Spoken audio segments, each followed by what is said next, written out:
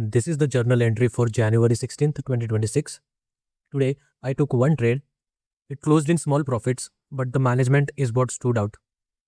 Coming into the day, my bias wasn't very strong. Price had been trading in a narrow range since the London session, and with it being Friday and options expiry day, I already expected conditions to be tricky. Because of that, I reduced my position size from the start. Let's look at the charts to understand the thought process. We had SMTs forming on both sides of the market with ES. There were relatively equal time-based lows and relatively equal highs. After the open at 1800 hours, price did not trade down to the new day opening gap, which is why my bias leaned slightly bearish. But it was flexible depending on how 930 opened and reacted. This is the 1-minute chart. At 928, price took the current day high liquidity. After 930 opened, price again ran the buy stops and then closed below the opening price, forming an order block. Here, we are also having a gap up open. 70% of time, price reaches the CE of the opening range gap, and in this case, it fell just around the London lows. So this became a strong drawn liquidity. After the order block was formed, along with liquidity sweep and SMT, the bearish idea was confirmed. At the same time, price was taking constant support from this 926 fair value gap. So instead of entering immediately, I waited for that fair value gap to be inverted with the London session lows and the opening range gap CE as the drawn liquidity. When price inverted the 926 fair value gap, formed the first presented fair value gap, I entered at 942 open. My stop loss was placed above 3 PDRs, which are this 926 fair value gap, the first presented fair value gap, and this order block. Entry and early management were calm and aligned with the plan.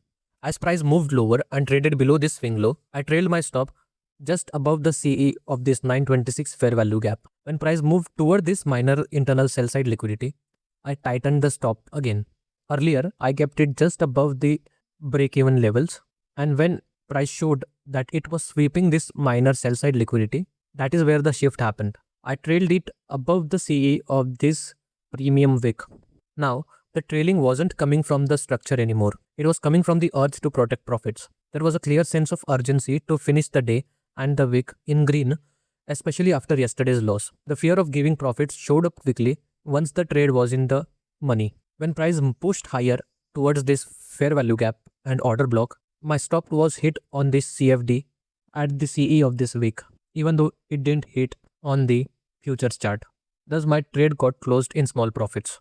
After that, price continued strongly in the anticipated direction and delivered a much larger move towards the London session lows, the Asia lows, and the new day opening gap. Looking back, the original analysis remained valid. The better place to move the stop loss would have been this intermediate high formed inside the fair value gap. But yesterday's experience, where not moving the stop loss out of grid led to profits being given back, was still active in my mind. That memory influenced today's management more than the structure in front of me.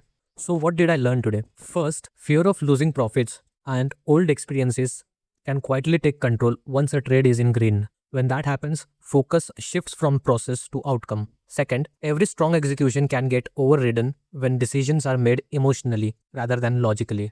And third, trailing the stops need to follow a clear mechanical set of rules and should not be trailed out of discomfort. Going forward, there are a few things I want to keep in my mind. First, I need to keep checking in with myself during the trade, asking whether the action I am taking is coming from logic or emotion. If the answer is emotion, that action doesn't belong there. Secondly, I also need to define fixed rules for trailing stops and follow them consistently. And finally, I need to detach myself from the profit and loss while the trade is open and stay focused on execution rather than outcome. Despite the early exit, this was still a good process day, as the position size was reduced appropriately considering the possibility of a wild day having nasty price action. There was no urge to re-enter after the trailing stops were hit, and the mistake was clear and contained. The early exit hurts, but it shows exactly where the improvement is needed, and that would happen by taking one trade at a time.